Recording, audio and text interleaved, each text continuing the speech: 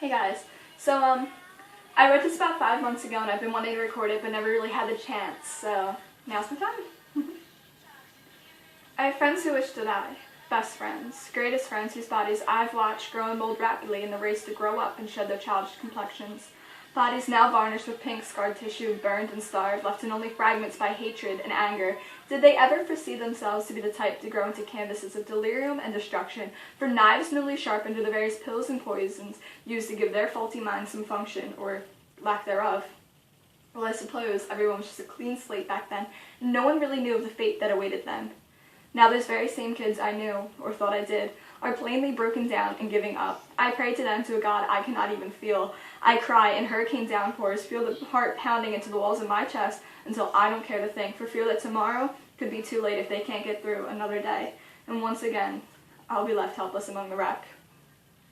Well, I wonder if they know that I too have thought of that very same destruction. I've grasped those well-intended capsules with shaky hands, but dropped every last persisting nightmare onto the chilled tile floor, and it was for them, those who loved me before and now, that I loosened my grip. I hope they know how much strength they've given me, these hollow bones, these crowded lungs that barely breathe, and all the fights I've fought for their fragile frames. After all, if my attempts should fail due to my lack of knowledge on curing the hopelessly ill, what more will there be left to fight for? I really wish they could know. They don't know all I'd give up, every fleeting moment of joy, every self-pitying haze, just to give them the warmth they've somehow lost in this cold nowhere town. I always feared that a sky this vast and empty, filled with nothing but monotones and lack of inherent meaning, would weigh too heavy. Perhaps it is more in this ticky-tacky school with its crumbling walls and a cancerous system for the beautiful people to go and be transformed into cutouts or die in the search of perfection. So unhappy it has made us all. I can see it in them. My last grasps of childhood, my smiles in the early morning have turned to monsters, love and poetry now replaced with cough syrup and smoke. What good are beautiful things when you can't be happy? What good is life when it has been taken from you? Stolen. Shamelessly stolen. That's what happened to the people I used to know.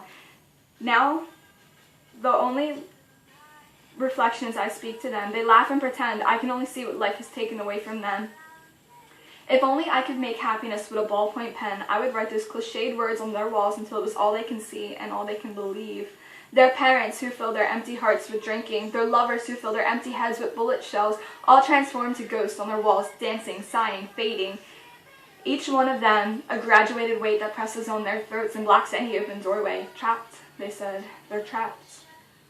All those haunted souls waste away glued to the carpet of their floor, eaten by the fleas that leap through their heads. It's just a side effect of all the drugs they've taken to steal away some happiness, even if they don't believe it exists. Like their absent God, their relinquished faith in the love they don't believe anyone has for them anymore. It's a lie, just like everything else, but with enough narcotics to speed you up and enough depressants to slow you down, the entire world can make sense, at least in a doped up head.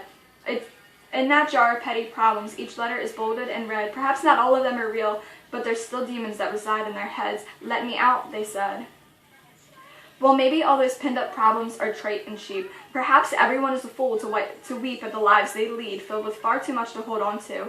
I've seen the pain, I know it's real, a poison that ruthlessly taints the bloodstream of so many helpless youth. I've seen the blood run so red in dinky hospitals chained to creaky beds, medicated almost enough to induce a quiet death disguised as happiness. So often I realize the scars that run down a malnourished spine, slipping through the cracks of a t-shirt. I've seen the tombstones, the funerals, the jerking tears in dirty bathroom stalls. All the fantasies I once clung onto have gotten unhinged now. I grasp at the corners of this bleak reality, and I hold tightly to the people who are desperately fading, rushing blindly towards their deaths.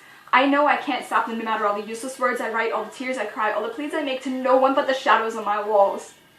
I know this weight will never change, so I sit and I shake, closing my eyes to dream of greater things, hating this world more and more with every passing day. I swear, it just takes and takes and takes.